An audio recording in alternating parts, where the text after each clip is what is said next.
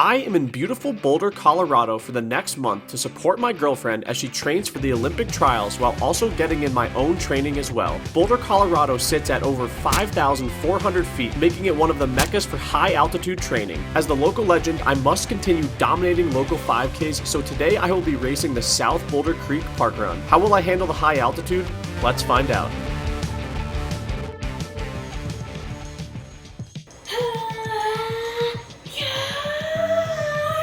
Local ledge here. We are at altitude. I am doing my first 5K of altitude. Can I keep the win streak alive? How am I going to be able to handle this altitude? This is our 6th day here and I'm really starting to get tired from altitude. We've got the Gucci socks on. I needed the Gucci socks for today, so hopefully that can help us get the job done. So I think the goal for me today out here, I want to be a little bit conservative through the first couple miles and then try to close it hard, just because if you redline at altitude, you basically can't come back from the red line. I'm gonna warm up right now, and then we're gonna talk to some of the park run competitors.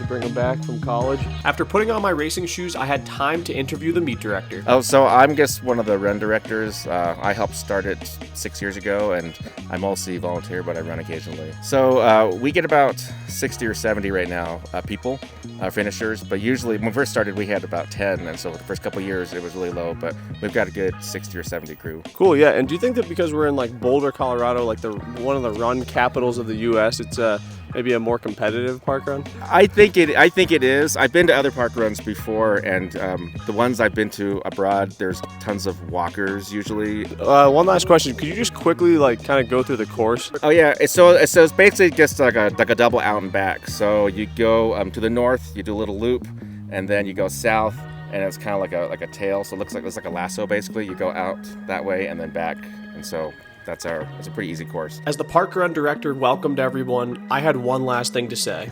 Okay, folks, the race is getting ready to start. I'm honestly just nervous today. I would say first impression, surprised it's not as big as some of the other ones because Boulder's such a run-friendly community. Maybe that's because most people like to get their runs in before 9 a.m. here because everyone wakes up so early. I think it's because everyone's like, 5K, are you kidding me? That's the warm-up. Why would I do I think 3 miles? I think that I'm getting the vibe that people are a little bit too good for it here. Yeah, I think people think they're above it. Which they are. Like, people are probably better than our casual park run, but just interesting. Yeah. Park run! It was finally time for the race to begin. 3, 2, 1, park run! And we are off, folks. Obviously, you see we go across that bridge right off the bat, but we go on this granite section for the first 3/4 of a mile. So I was out flying right here, and I was excited because this was at altitude, and I obviously had no time goal for the day because I just didn't really think I was going to be able to run that fast. But as always, I'm going to give you guys an all-out effort. That's what the local legend does. But first, I want to give you a word from our sponsor of today's video. I want to thank Good Chop for sponsoring today's video. Good Chop offers fully customizable boxes of high-quality meat and seafood delivered to your door on your schedule. The products are vacuum sealed and flash frozen at peak freshness so you can stock your freezer and cook when you want. Good Chop is great for me because I love getting in fresh protein. It helps me recover from hard training, and personally, I love their steak the most, but all of their meats and fish are incredible. Unlike many other companies, Good Chop sources its meat and seafood exclusively from American farms and fisheries. By choosing Good Chop, you support local family farms and independent ranchers right here in the US. Good Chop especially prides itself on sourcing meat that comes with no antibiotics or added hormones ever. Only the good stuff. Memorial Day is fast approaching, so now is the perfect time to get Good Chop for your Memorial Day grill. So head to goodchop.com/YouTube and use code athlete120 or click the link in the caption below to get $120 off across your first 4 boxes. Again, head to goodchop.com/YouTube and use code athlete120 or click the link in the caption below to get $120 off across your first 4 boxes. So here we are, still on the first mile, and wow, guys, I felt that altitude right from the gun. This race was 6 days after I got to Boulder, Colorado, which is basically the worst you're going to feel at altitude because you're kind of fatigued and you're not acclimated to it yet. So already I could tell that I was sucking in wind, and I was really scared that I was going to go over the red line. But also here, I turn onto the dirt section of the course, and I'm coming up on a mile right here. So Allie's not going to be able to keep following me, but boom, 5:16 through the mile, which is much slower than last week, but not terrible for altitude. Now Allie's going to be zooming back, trying to pass the people behind me on the granite path, and you can see me there still grinding. This was like a dirt windy path, and it was honestly not that fast. You can see how it's very twisty and turny right here, but we're going to continue chugging along. I'm right around 1.3 miles into the race right now, and I have slowed down significantly. I am sucking in wind. Altitude just takes away your ability to push hard. It's really hard to explain unless you've been there, but basically I felt like I had a governor on how hard I could push myself because I felt like I was going to keep going over the red line. But Allie's going to continue to follow me here for just a little bit longer, and actually the 2-mile marker is way up ahead, but we're going to mark it off right here because Allie's not going to be able to keep following us. Boom, 5:30 for my second mile, so 10:46. This is an out and back on a pretty narrow course, so I had to turn around early so that I can get back to the finish without, rolling over pedestrians. While I am grinding out my final mile, let's get a quick montage of Allie cheering on the competitors. Woo! Let's go! Absolutely crushing it! Woo! Nice work, everyone! Good job!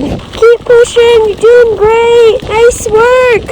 Amazing! Way to go! After cheering on the whole field, Allie zoomed up to the finish line. Woo! Go Spence! Go Spence! Go Spence! I pushed myself as hard as I could as I saw the bridge and crossed right over it. The finish line was in my sights.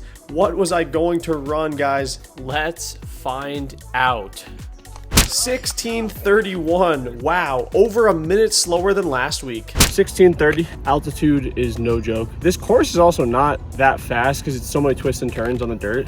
Yeah, 5:15, 5:31, 5:17. Yeah, guys, this was fun because it's nice to not have to really worry too much about trying to run a fast time right now. Woo! Looking so strong. Nice work.